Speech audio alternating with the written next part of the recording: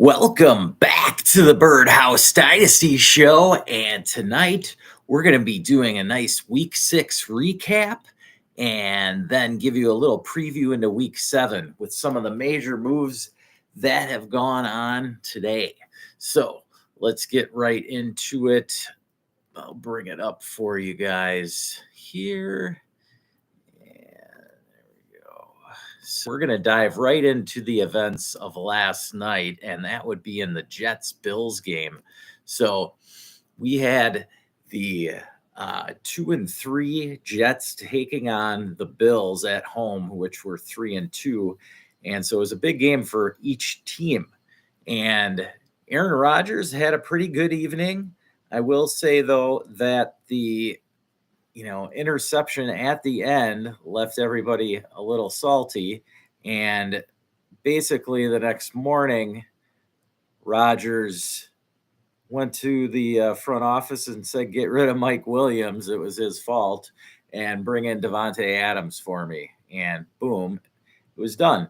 And Jets will see what they can get for Mike Williams, but in all intents and purposes, he's pretty much done for the time being, unless somehow he ends up in Dallas or something like that. I don't know. But getting back to Rodgers, he adds Davante Adams this morning, and that is just huge for his upcoming weeks, for his fantasy numbers, because now he's got Adams on one side and Garrett Wilson freed up from double teams on the other side. It doesn't hurt the fantasy prospects of Davante Adams at all. He hasn't played since week 3, but apparently his hamstring's all just fine and good now. And so he's getting ready to take on the Pittsburgh Steelers. And so we'll see how that works out. They're playing at New England, so both winnable games here upcoming for the Jets for them to get back on track. All right. But fantasy-wise, Breece Hall had a monster game, 113 yards on the ground. Braylon Allen, not too much this game, only 3 carries and 8 yards. But Alan Lazard, another week with his old mate Rodgers, and another, 6 for 114. Of course, the Hail Mary at halftime. So that was half of his yardage, but still it happened. And it was Lazard on the other end. Tyler Conklin, just 2 for 10. Jeremy Ruckert sneaking in 2 catches for 7 yards. Over to Buffalo. This was all Ray Davis. He was over 100 total yards, 97 on the ground, another 55 through the air, had a really long 42-yard catch. That was pretty nice looking. So he dominated the touches, not much from Ty Johnson, just 4 for 34. And Josh Allen added 18 yards on the ground with the touchdown. 215 through the air for Allen, 2 touchdowns and no picks. His main target was Dalton Kincaid, 6 for 51, and not much else. So then right after the Jets picked up Adams, the Bills went ahead and went out and got Amari Cooper from the Browns. So not wasting much time at all. It happened in about an hour's time. And so that was pretty fun stuff today. I love the prospects for Josh Allen adding and Amari Cooper to the mix. And so, what did Josh put up last night here? He was, here we go. He was a solid 19 of 25 for 215, 2 touchdowns, no picks, and then added 18. So in this league, he got 25. He had a solid evening after having 2 stinkers before that. So I think he's back on track James Cook, of course, didn't play, so we'll see how long that toe injury hampers Cook, and he'll probably be a game time decision next week, I bet.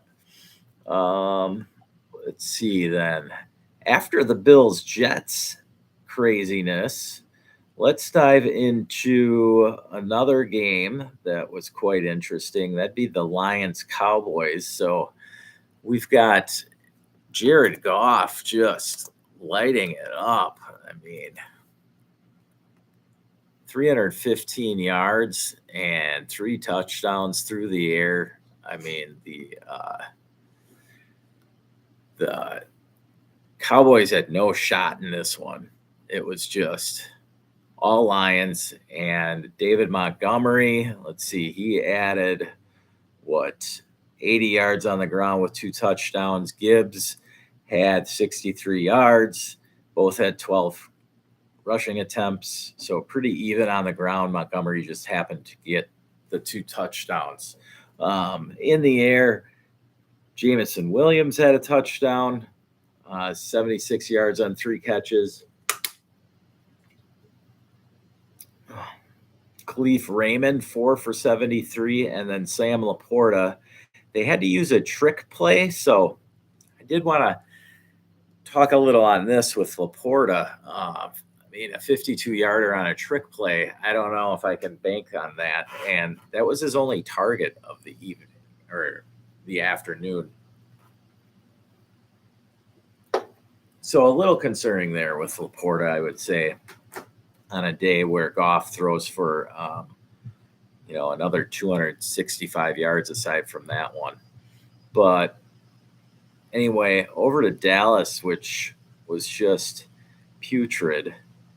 I mean, Dak was 17 of 33 for 178, 2 interceptions, though. No run game, again, from either Dowdle or Elliott. I don't even have to tell you the numbers.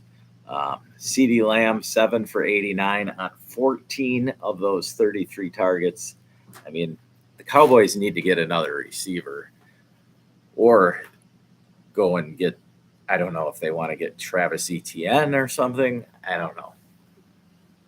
It's just they need a little bit of injection here, and Jerry Jones has got to go and get a guy, and maybe that guy is Mike Williams. So we'll see.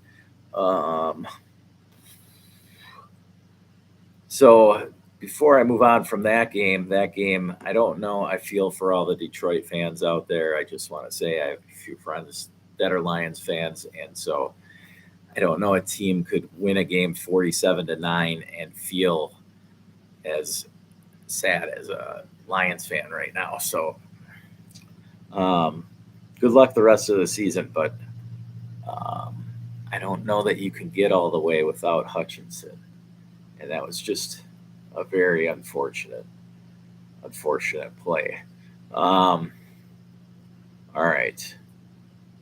Well, next up, I'll just talk about my Bucks game because that was a fun one for sure. Bucks jumped out to a 17-0 lead, and then by halftime they were down 27-24, basically because of Baker throwing 3 interceptions in the second quarter. Of course, he was able to right the ship at halftime, and the Bucks dominated the second half, 27-0. And now the story here was the ground game for the Bucks. Sean Tucker ended up leading the team, but Bucky Irving had 14 carries for 81 yards. Most of that was in the first half and mostly into the third quarter. Tucker took over in the fourth. Chris Godwin, a monster game, 11 catches on 13 targets for 125 and 2 touchdowns. And so Mike Evans, of course, had Lattimore on him. So as expected, he was shut down pretty much. But that was expected. So, Godwin just keeps doing it out there. If, you've got him on a rebuilding team, just get rid of them for a late first for next season. I guarantee if you spam it out to everybody in your league, somebody in your league would take it. So that's one way to help a rebuild. If you're a contender, of course, there's no way you're getting rid of Godwin. I mean, he is looking like a league winner for sure. Oh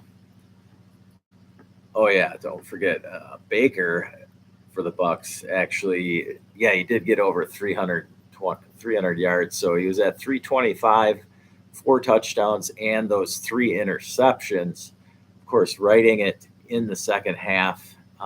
His other 2 touchdowns were to Sean Tucker and to Kate Otten. And so both of them got on the board through the air. And yeah, all around it was just a solid performance in that second half. New Orleans, of course, Spencer Rattler got his first NFL start, and he didn't look bad, honestly, for a first start. 22 of 40, 243, 1 touchdown, 2 picks. But you know, Chris Olave got knocked out of the game, and Shaheed also was injured.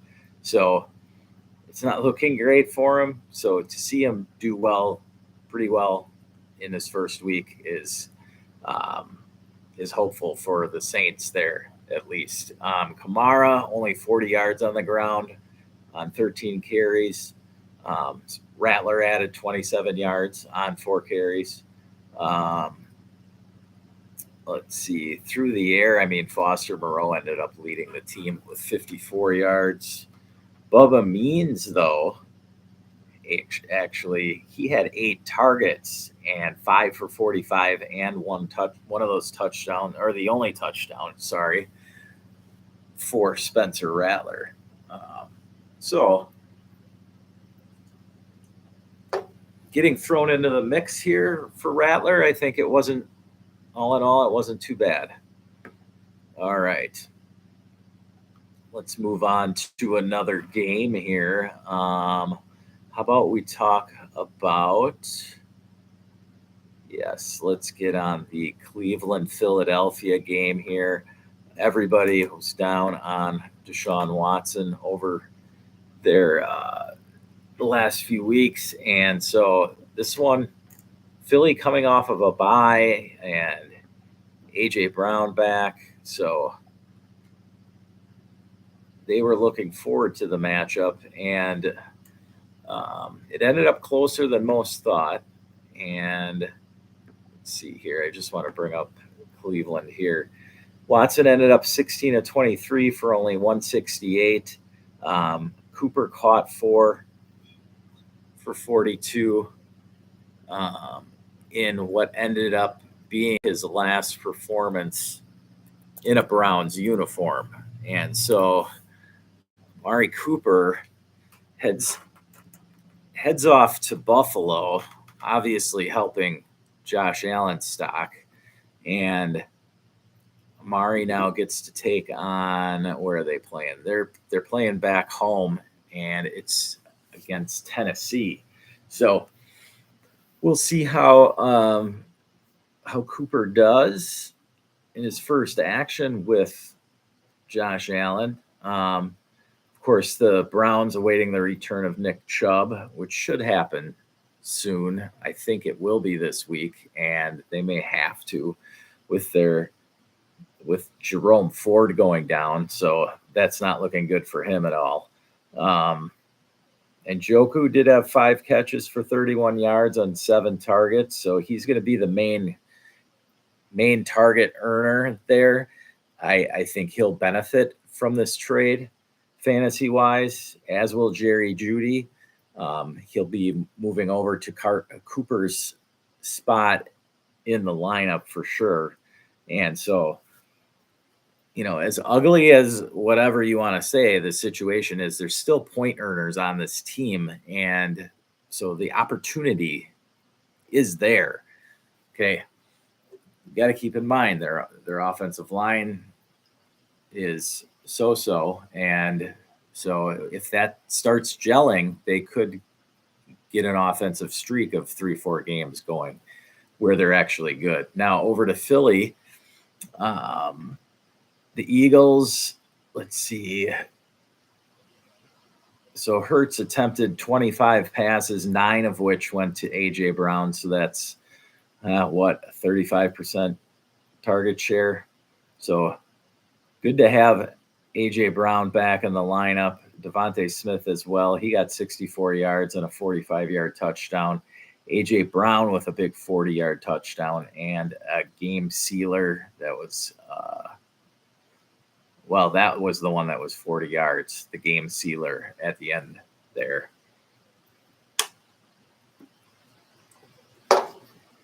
So now Dallas Goedert did go down in this game, so keep that in mind. Grant Calcaterra is an option.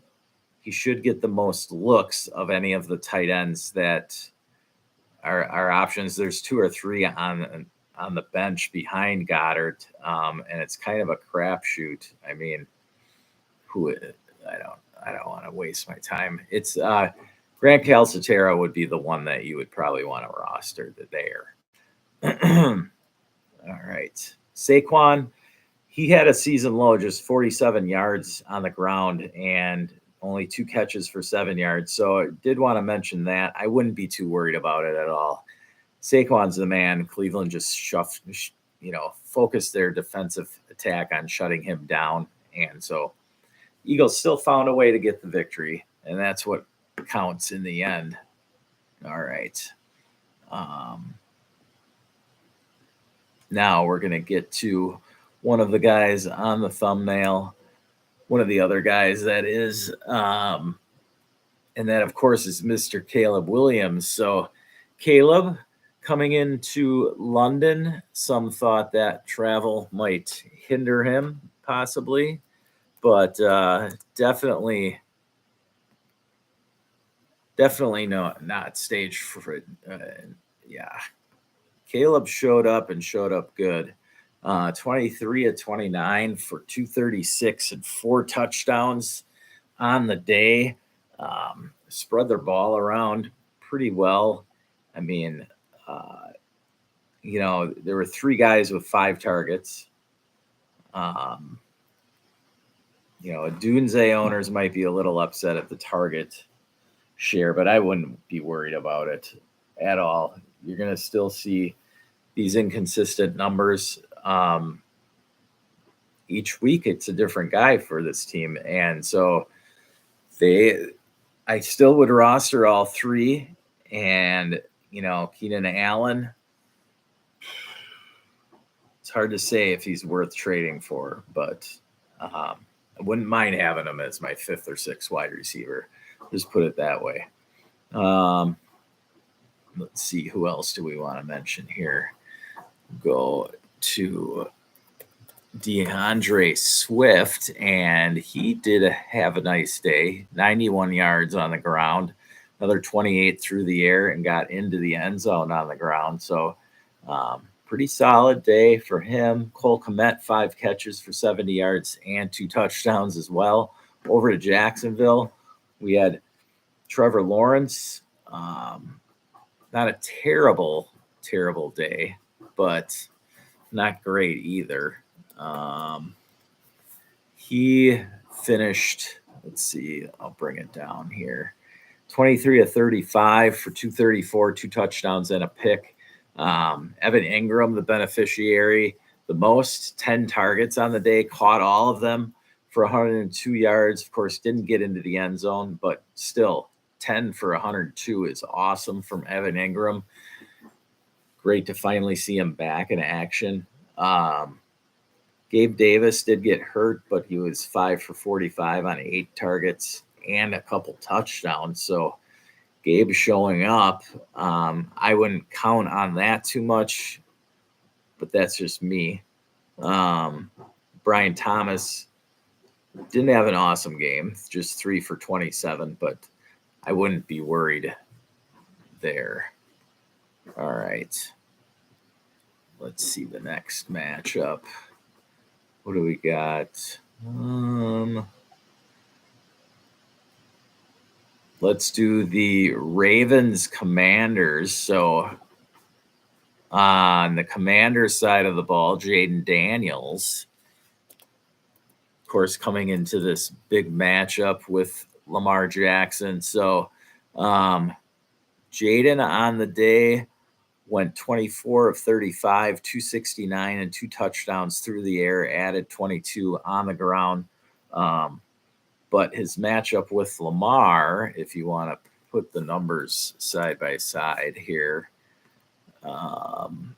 then he had 20 of 26, 323 through the air, a touchdown and a pick, 40 yards on the ground. So ultimately, it just comes down to Lamar pulling the victory out, 30 to 23.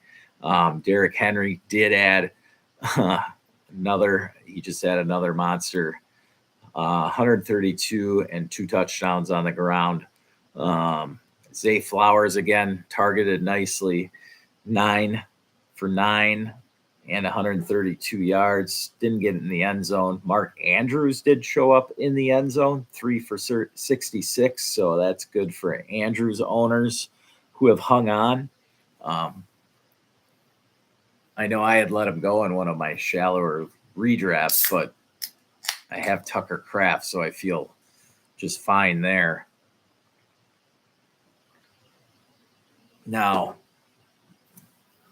if we look back at Washington and check out Austin Eckler, this was an opportunity for him to shine. And I don't think we got what we bargained for there. Eckler is a guy that I wasn't necessarily out on this year. Where he was getting drafted, there were other guys that I liked a little bit better. So that's all. That's why I didn't really have Austin Eckler. But I thought he'd do a little better than this. Of course, Baltimore, tried to stop the run on them all day, and just give up the pass yards. That's the way they're playing defense in Baltimore these days. So they did give up the 269 through the air. Zach Ertz, 4 for 68. Noah Brown, 4 for 58. And then there's Terry McLaurin back on the map. Huge, 6 for 53, 2 touchdowns. McLaurin next to Chris Godwin. McLaurin is the hottest old veteran wide receiver. If I'm contending and you want a late first for like McLaurin and a second, I would take that right now, because a late first to early second, you are looking at, let's say, a couple of wide receivers, receiver dart throws. That's really what you're looking at in that range. There might be a couple decent running backs as well. And yes, that's a plug for my top 25 college rankings show that I'll be doing tomorrow. I'll be bringing that out to you in the Birdhouse Dynasty show and then loading it up to my Patreon for you. Please check out my Patreon. That's patreon.com/Birdhouse Dynasty show. And just want to make sure you're aware that that's what helps keep the show going. Please check out my rankings. It's just $3 a month. It gets you access to the chat forum. Got another Lions fan in there right now. So hopefully he's doing all right. I feel bad for them, but let's get to our next game. Let's get to Drake May over in New England taking on the Houston Texans. And so Drake May, of course, his debut as starter for the Patriots, and it wasn't too shabby at all. He went 20 for 33, 243, 3 touchdowns, 2 picks, 5 for 38 on the ground. So Drake May, You guys out there who grabbed him up later in most drafts that I was in, I would say he went, picks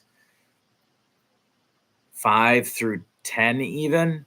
So there were a couple drafts I was in where he slid, and so he is off to the right start there. He targeted let me get over it. He did target Pop Douglas the most, 6 for 52 and a touchdown.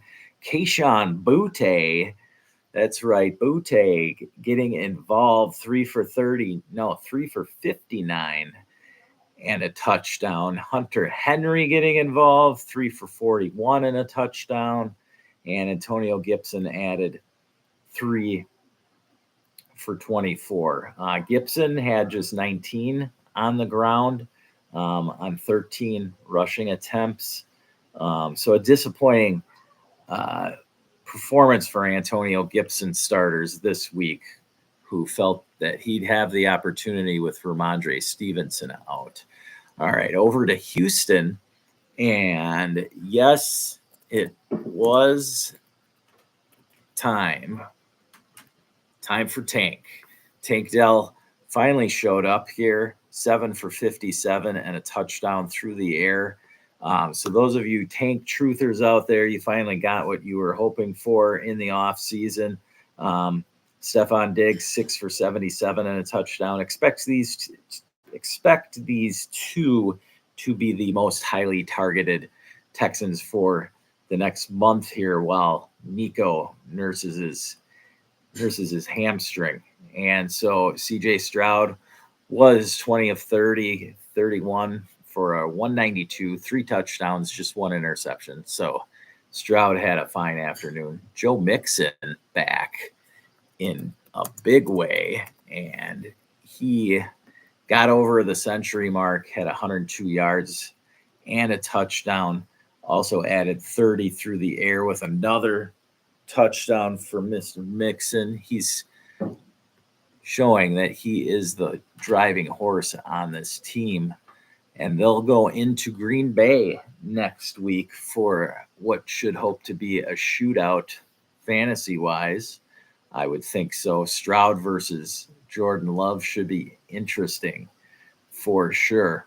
Now we'll head over to those Packers, and they took on the Kyler Murray-led Arizona Cardinals. Unfortunately, early on, Marvin Harrison went out with a concussion. And so it seemed like everything went downhill right after that. So Marv down with a concussion. Expect him to be out 1 to 2 weeks with this. Could this present a little buy low opportunity for Kyler Murray? Sure. Kyler had a rough one. Just seemed disinterested out there, honestly. And so, look at it. It was an ugly day. 22 of 32, 214 and a touchdown. 7 for 14 only on the ground. So once Marv went out, it just took the air out of the sails of these Cardinals.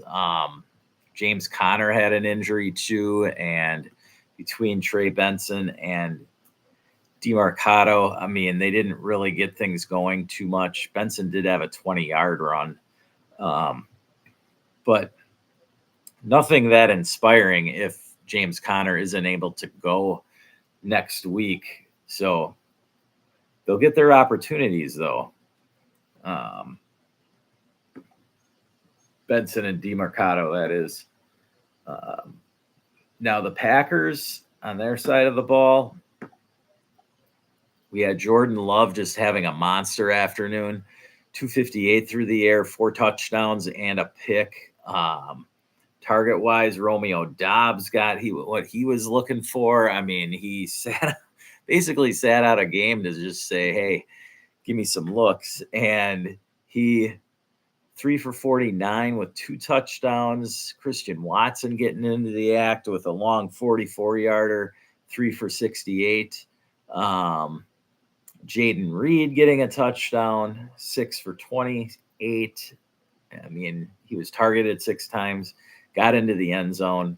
This was just, love spreading it around to perfection. Josh Jacobs, just 18 of 62 on the ground, so not a great average, but I mean, you sprinkle in 3 for 28 through the air. It's not an absolutely terrible game in PPR leagues. So, and then we've got the Arizona Cardinals. Next week, they're taking on the Los Angeles Chargers. And so that game will be opposite the Bucks Ravens on Monday night. So this should be a fun Monday night evening. I wish they staggered these games better. Come on, NFL. Let's go. Work it out. 5 o'clock and 8 o'clock. Get her done. All right. So the Chargers, Justin Herbert, 27 of 34 with a touchdown on 237 yards. So not terrible for him. Then we've got J.K. Dobbins on the ground again for the Chargers. Just going to close some of these out here. Okay. Give me a second here. Just halfway through these games, and so I want to clean it up for the end, right? Let's just get these guys out of here. Okay, we're back to Justin Herbert. Then, yes, J.K. Dobbins he had 25 carries for 96 yards and a touchdown.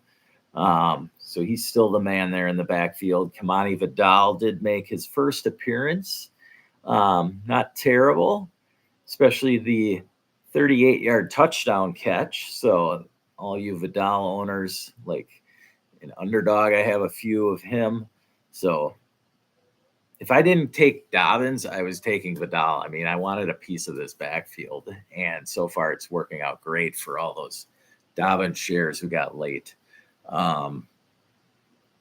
Now, through the air, Ladd McConkey was the most heavily targeted, 4 for 43. So some of you who did go after McConkey in rookie drafts, I mean, he's not doing terribly.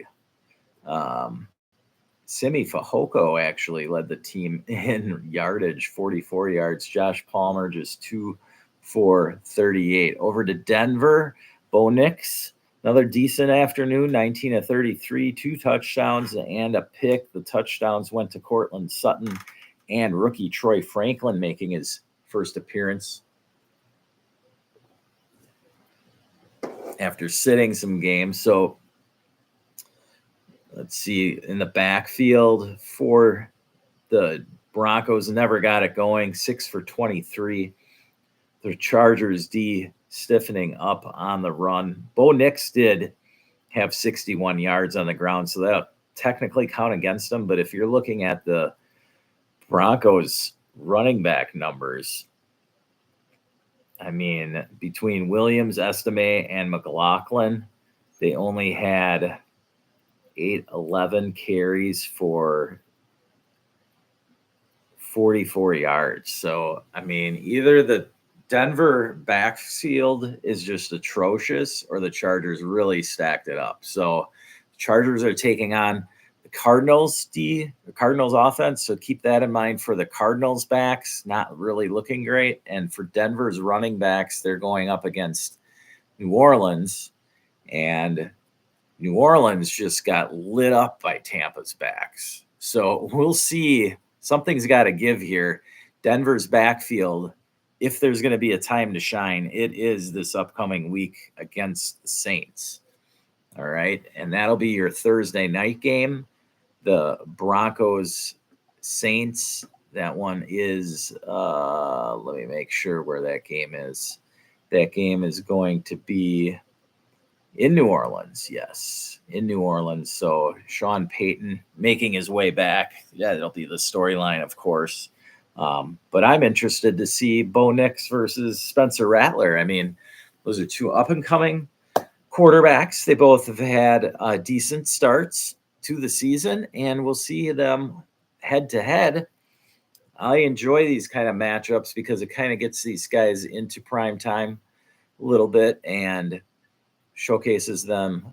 And we'll see if one of them, I don't have many shares of either. I have probably 3 of Knicks and a couple of Rattler. And so I kind of want to see what way I'd like to go with either of those guys. So if we go back to week 6 here, all right, we'll do the Sunday night game. That was Bengals Giants. And so in this one, Joe Burrow showed off the wheels. I mean, just crazy here how Burrow had, what was it?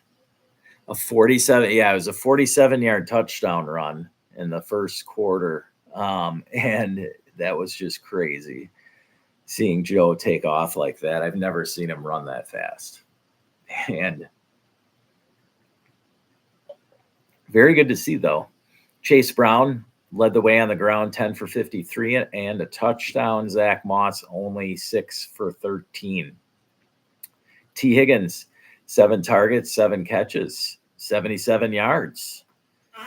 All 7s for T. Not a bad evening.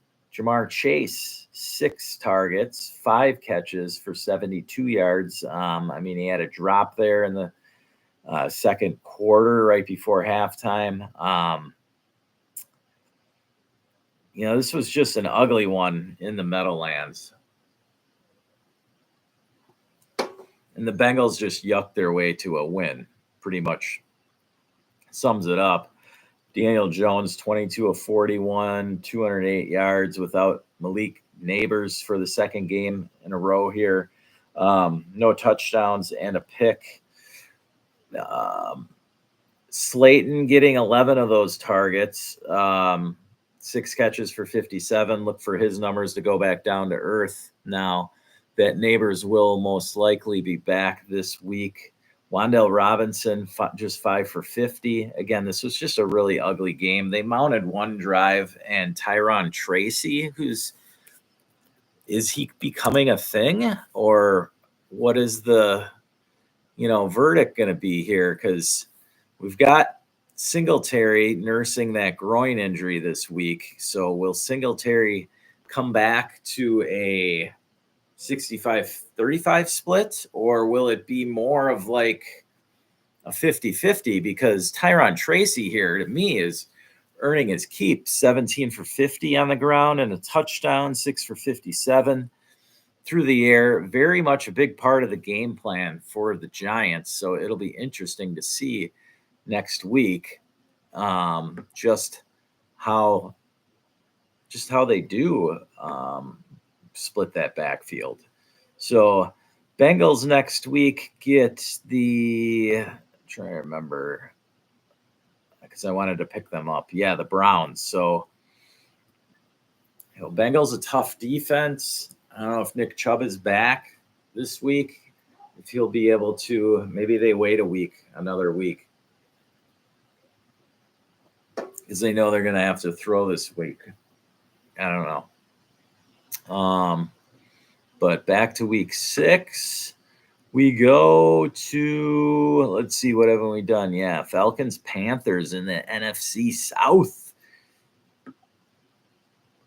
Bijan showing up this week in the end zone twice. Now, am I alarmed that Tyler Algier outcarried him? No, not really. I think it had to do with game script and flow. They were trying to give him a whole drive here and there because they know they need to keep Bijan fresh. They are not playing fantasy football, all right? There's nothing wrong with this, nothing to panic about. Don't go selling your Bijan shares right now unless you're this was not the week to sell Bijan after this performance. 3 for 10 through the air. Kyle Pitts did get 3 for 70 in the air. Drake London, 10 targets, 6 for 74 and a touchdown. Kirk Cousins just, guiding the ship nicely this afternoon. That it was 19 for 30 through the air, 225, and the 1 touchdown. Algier here was the story. He punched one in on 105 yards on 18 carries, but like I said, it was a lot in the second half. On Carolina's side of the ball, Andy Dalton with another start here, 26 of 38, 221, 2 touchdowns, 2 picks. Chuba, the Chuba train is still rolling. He's got 92 yards added to his year total here. Through the air, added another 5 catches for 11 yards. So, in PPR games formats, your Chuba is treating you nicely. He's getting a lot of these real short dump offs where he's barely gaining any yardage, but so it's just like an extended handoff. But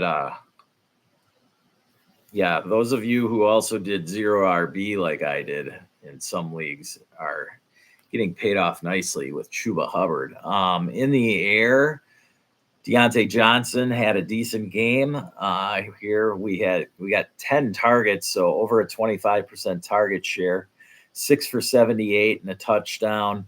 JT Sanders, 7 targets, 5 for 49. Now we'll see if Tommy Tremble's back next week, how much that affects JT.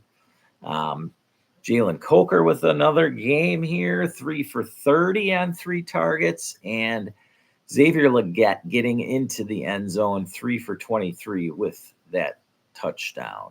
All right. Now let's get out of that one. And we've got just 2 more to do here. Colts, Titans in a AFC South battle. Colts here decided to go with Joe Flacco one more time. Anthony Richardson, maybe one more game to sit and watch. The veterans show him how it's done. I don't know what's up with A-Rich. We'll see. I don't think this was a benching, so don't be that alarmed. We're gonna see him back in there soon. But nonetheless, Joe Flacco, 189 with 2 touchdowns and an interception. Not a terrible afternoon. I mean, he got the win. That's what he was ultimately trying to do. On the ground, the Colts looking forward to getting Jonathan Taylor back. I mean, what is it? Ty Goodson, he wasn't terrible, 8 for 51. But Trey Sermon, they tried to get going and just wasn't happening.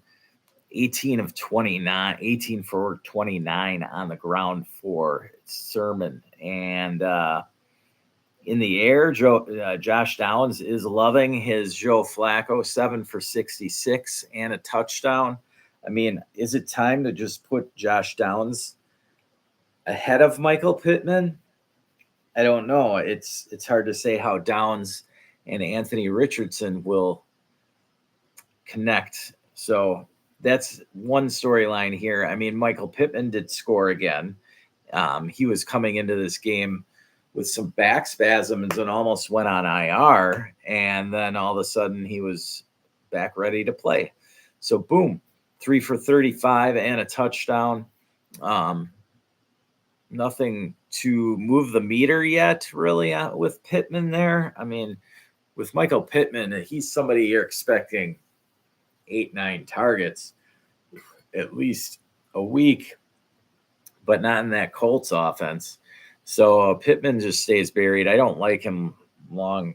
I don't know.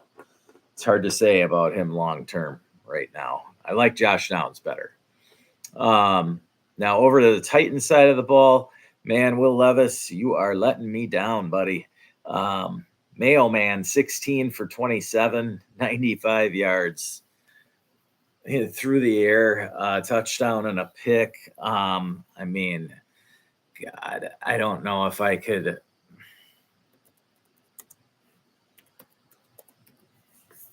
I mean, Will Levis just not making it happen. It was ugly, ugly performance. Man, I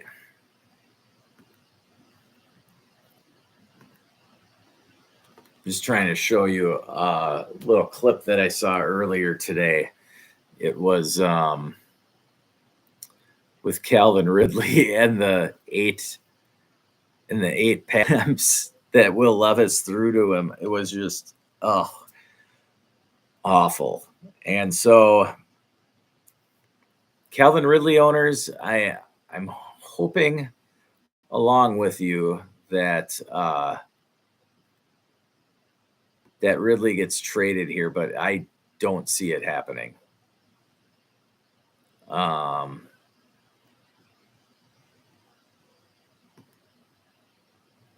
I mean, the contract for Calvin Ridley is just one of the worst deals. I can't believe that they did this. Let's see if I can bring it up for you guys.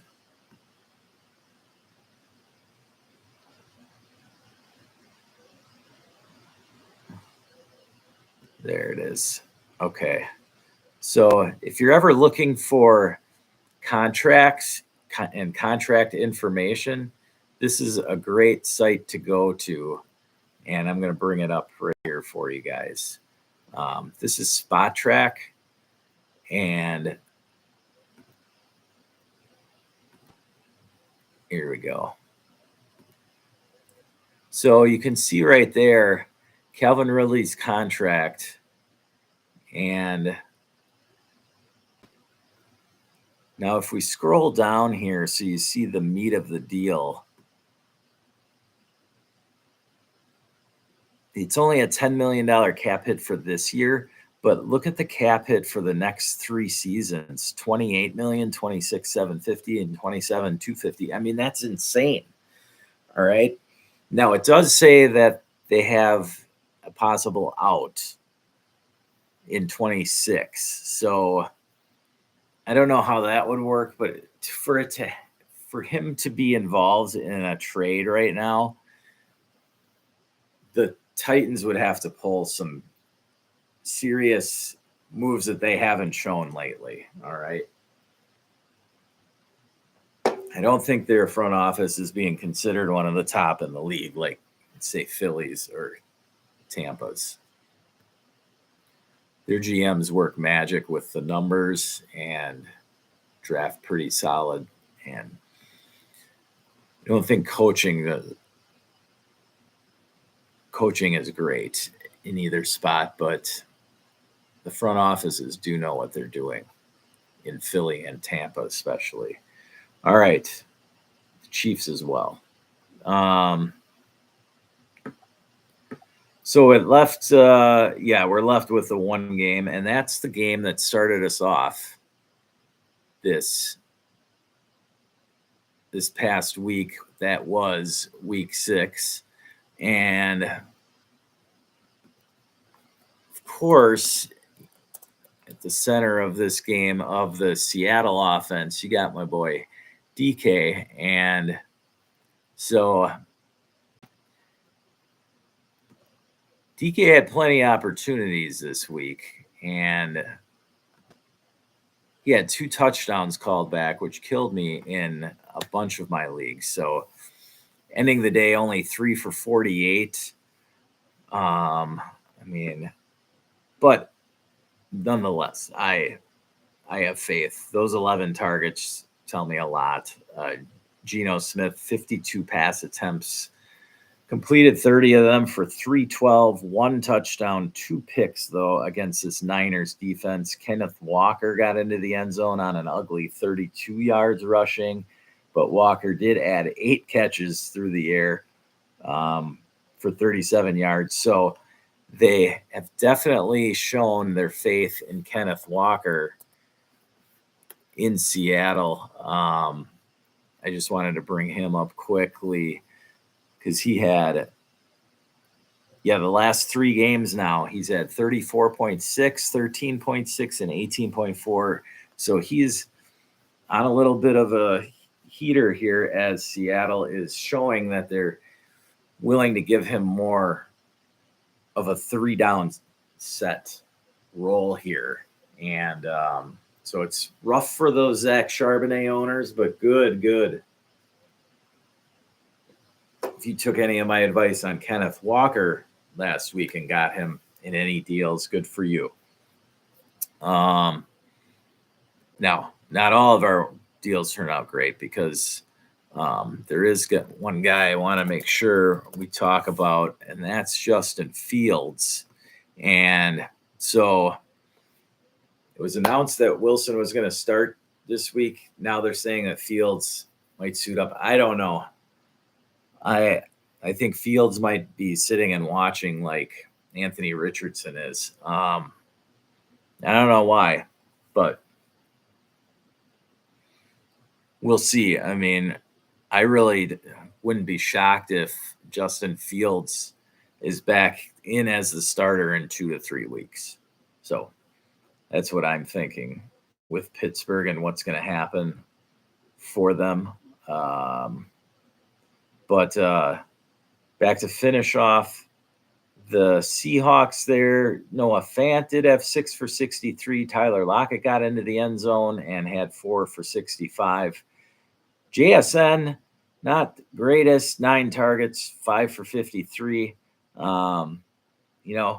He's hanging in there, but I mean, just don't know if he is going to be good down the stretch.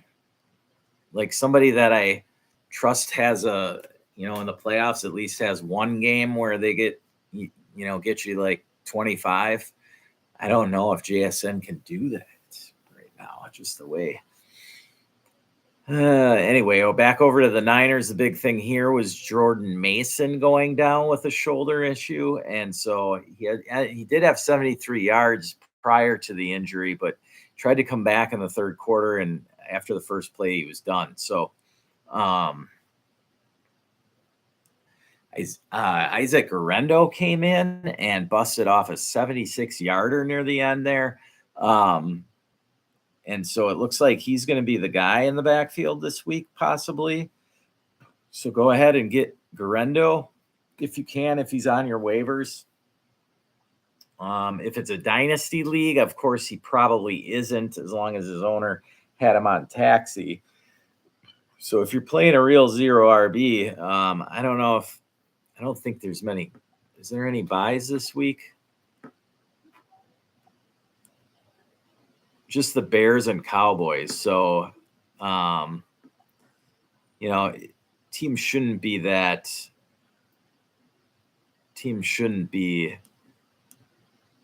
depleted from buys that they are forced to play Guerrero from their taxi squad. But, it's possible with injuries. Brock Purdy, 18 and 28, was real solid all day, all evening there. 255 yards, 3 touchdowns, no picks. Deebo Samuel is back after not doing that well previous week. This week, 3 catches, a big 76-yard bomb where he was the main active person there. It was probably a 15-yard out, and the safety just made a bad decision there for Seattle. And Deebo just took it to the house. I mean, so it was good to see Deebo back. George Kittle, once again, doing his thing. 2 touchdowns, 5 for 58. He is right there with Brock Bowers as the tight end 1. I mean, even in Dynasty at this point, because you got Bowers at 1, Sam Laporta at 2, so I'll still have Laporta over Kittle. And then after that, Kincaid is doing decent. But for the stretch run, I mean, if you can trade Kincaid and get Kittle plus, I would do that. There's nothing wrong doing that at all. If you want to trade in position, I know it depends on the type of league you're in. And this comes down to knowing your league. And through trading, that's how you get to know your league. And that's some of the best advice anybody ever gave me is know your league mates. Know how they trade. You got to have pieces that are what people like, what position people like. And so tight end, even if it's a non-premium league, some people will still like the tight end position. In other leagues, not so much. So just saying, just know your market. Know the league economy on the top, what the top tight ends generally go for. All right. So that is everything, I think. Yep. We got all the games from week 6. Yes, that's in the books. So again, we've got Denver and Sean Payton traveling to New Orleans Thursday night. That'll be our opener for week 7 season. We got Bucks hosting the Ravens on Monday night. Also on Monday night is going to be the Chargers visiting the Cardinals down in Phoenix. So some of the other highlights, I mean, we got Kansas City traveling to San Francisco. That'll be the late one on Fox. What other big games? Lions, Vikings in the north. Texans, Packers, should be some fireworks there. Got Seahawks at the Falcons. That'll be a big game at noon. And you've got New England traveling to London to take on the Jaguars, who have now stayed in London for a second week this year. So Drake May getting his second start there against Trevor Lawrence. That should be interesting for all of us. All right. Also note that the Commanders and their offense gets to take on the Panthers. So start your Commanders. And then it will be interesting Sunday night whether we see Russell Wilson's debut for Pittsburgh, or if it's still Justin Fields. It sounds like they're leaning Russell Wilson this week, and they get to take on the new look Jets offense with Devontae Adams. So that'll be interesting. All right. Thank you for joining me this evening in the Birdhouse.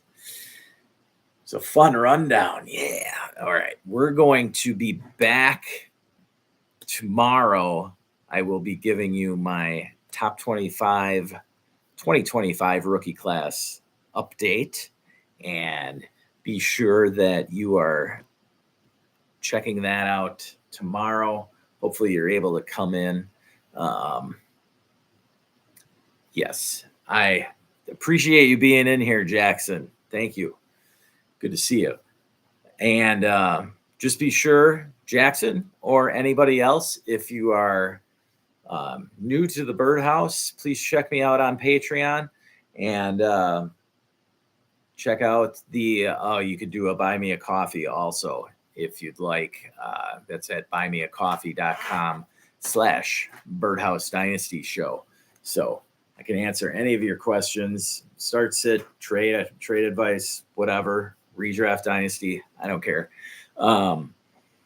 But thank you for joining tonight. And just a reminder, get out and get your waivers, because you never stop working.